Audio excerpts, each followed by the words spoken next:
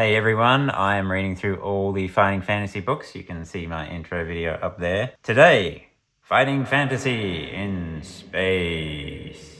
This is Starship Traveler. It's a valiant experiment, but yes, this is the first very average Fighting Fantasy book. You're the captain of the Starship Traveler, sucked through a black hole into an unknown universe, and you have to find your way home. It's basically Star Trek Voyager, although actually this came out 11 years before Star Trek Voyager. It even came out before Next Gen, so it's really just based on the original series. The copying from Star Trek is pretty noticeable, like they even have dilithium crystals instead of dilithium crystals. So who's the author? Well, this is Steve Jackson. Obviously he worked on the first book with Ian Livingstone, then they did their separate books. Steve did Citadel of Chaos, Ian did The Forest of Doom, and now we're back to Steve Jackson with Starship Traveler. Now onto the cover. It is by Peter Andrew Jones. He actually did the cover for Warlock of Firetop Mountain. And as far as I understand it, he didn't do any other covers for Fighting Fantasy. This one, well, there's some sort of futuristic gridiron game going on. I vaguely remember this from the book. And he also did all the interior illustrations. They're a little bit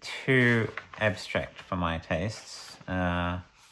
Yeah, this one's not too bad. One notable thing about this, starting from book 4, they no longer keyed the images to the sections. You just have to kind of guess which one it's for. It's usually pretty obvious. Brief note on the setting. Well, obviously it's got nothing to do with the first 3 books. It's just its own kind of space thingy. It's not even clear whether you're actually from Earth. It's never explicitly stated anywhere that this is set in kind of our universe. On to new mechanics, and this is a totally different adventure sheet to the first 3 books. You're the captain, and you have a crew that all have their own skill and stamina scores. When you arrive at a planet, you get to choose 2 or 3 of your crew to beam down to the planet with you. And also, every time you beam back up from a planet, your crew can regain 2 stamina points as long as your medical officer is still alive. And then if any officer dies or is lost, they get a replacement, like there's an understudy who has a skill that is 2 less than the previous one, and they're not allowed to beam down to planets. There are also 3 new combat modes. There's phaser guns, hand-to-hand combat, and there's ship-to-ship combat. And there's no inventory or equipment list. As for notable things about this book, it only has 343 sections. And actually the last 3 sections are just extra rules about those 3 types of combat. So really there's only 340 sections versus the 400 that basically all the other Fighting Fantasy books have, except for a couple. I guess they put these extra rules at the back so it didn't bog down the introduction, because you can get through the book without ever entering into any of these combats. Also, this one doesn't have a background section. Most Fighting Fantasies have all the instructions, then they have a background section, then you turn to section 1. This one just dives straight in. And one other interesting thing about this, apparently you can finish the whole thing without rolling a single dice. Alright, here is my adventure sheet. I named myself Captain Fancy Pants. And I really lucked out with my initial rolls. My ship was totally maxed out. Max weapon strength of 12, max shields of 18. And me and my officers were also pretty highly skilled. The only ones letting me down were all my red shirts. Basically all the security officers had pretty crap skill scores. Now onto my playthrough, it becomes apparent quite early on that you need 2 things.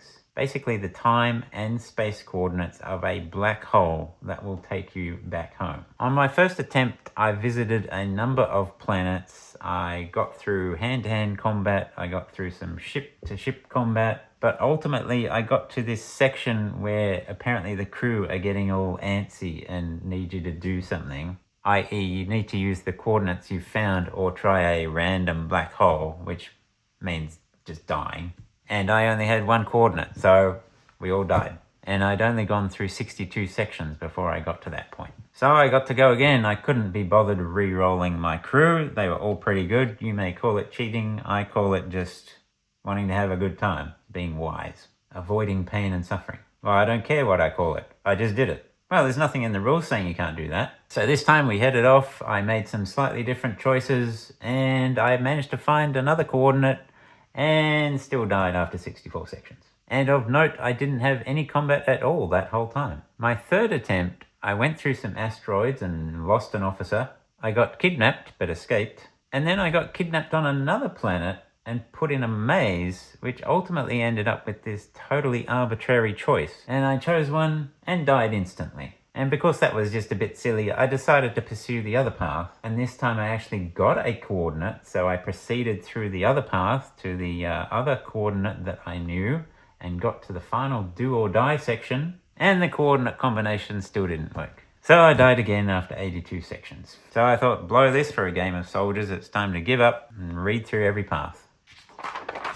So how many sections did I get through? I got through 62, then 64, then 82. Not a heck of a lot of sections. Death by is basically a random black hole every time. In my read-through of the whole thing, there actually weren't all that many sections that I hadn't been to before. So it was relatively quick to do that. And unlike a lot of Steve Jackson books, it's not a design that requires lots of bookmarks, so it's pretty easy to follow through every path. Now onto the design. It's kind of hard to map. I've got my map here, and there are usually no directions given. It's like you're going through space and there's a red and a blue planet, and it doesn't say like whether the red planet's on the left or the blue planet's on the right or whatnot. So the mapping can be a little bit tricky in that respect.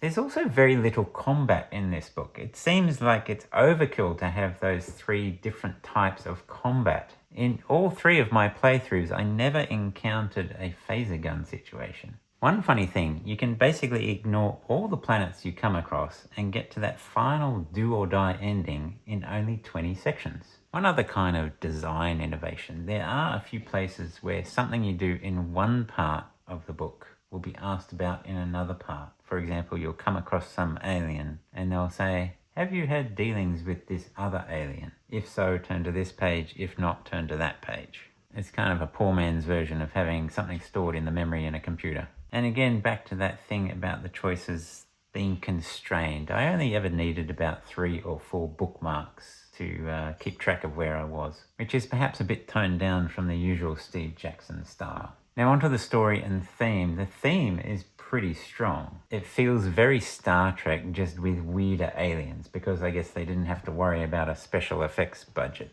There's a mixture of friendly and hostile aliens, and there are planets with various unique aspects, like a weird societal structure. Now, as for the difficulty, it's both easy and hard. It's easy because you'd have to be really unlucky to die in combat in this book. And it's hard because of this whole thing about finding the correct coordinates. It's pretty frustrating. You'd have to be incredibly lucky to win this on your first playthrough. It's even annoying on subsequent attempts. There are 8 possible coordinate combinations, so even if you find the coordinates, you basically have a 1 in 8 chance of correctly choosing the right coordinates. There's no indication that one is any better than the other.